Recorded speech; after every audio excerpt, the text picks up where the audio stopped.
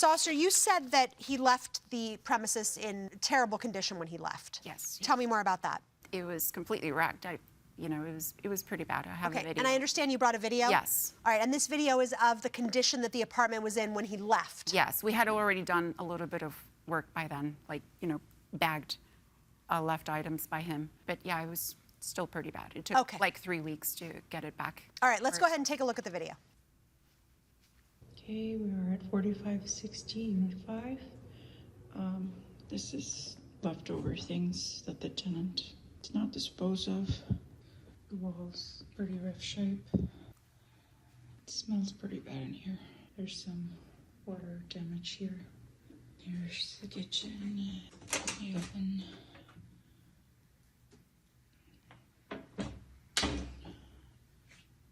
The microwave, the handle was broken.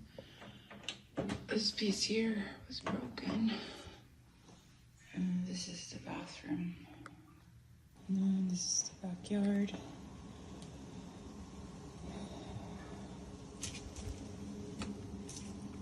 Never cleaned, never maintained.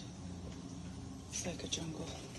In terms of damage, clearly he left it dirty. He didn't clean before he vacated. But there's not significant damage for a tenant who was there 4 years. You would agree with that? Yeah, and I didn't apply all the damages to him. Like, I didn't charge him for microwave. You could see the ledger of the itemized security deposit. Got it. It's basically the cleaning aspect. Mr. Lee, essentially your defense, as I understand it, is that you're not responsible for the back rent because the premises were uninhabitable. That is my defense. As a matter of fact, when you were falling on hard times, she tried to work it out with you. Am I correct?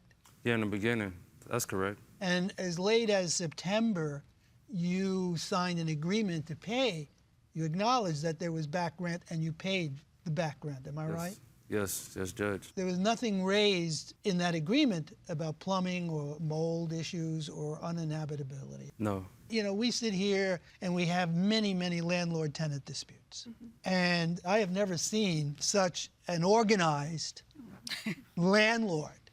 And I do think, and I would imagine that the defendant agrees with me, that you did make several accommodations for the defendant. I don't have anything further. I'm good. Good. We're going to excuse the parties while we deliberate in this case. Thank you both very much. Appreciate it. Thank you. This courtroom is now in recess. So we'll have to wait outside the courtroom doors.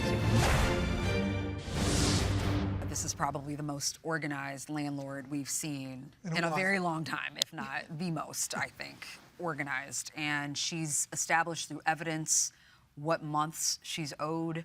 The defendant acknowledges not paying several months of rent. His defense about, the place not being livable, he provided zero evidence of any of that. So she's proven her case to the tune of $6,865 in back rent. Our court maximum's $5,000, so that would be what I would award her. I agree. Yeah, not much to quibble with her paperwork, so I agree. All right, We we have have a a verdict. verdict. Sheesh, that was easy. This court is again in session. All right, Ms. Osser, Mr. Lee, we have reached a unanimous verdict. It was a pretty easy one, thanks to you, Ms. Osser, for keeping very organized records. And Mr. Lee, thank you for being very honest in terms of acknowledging what was owed.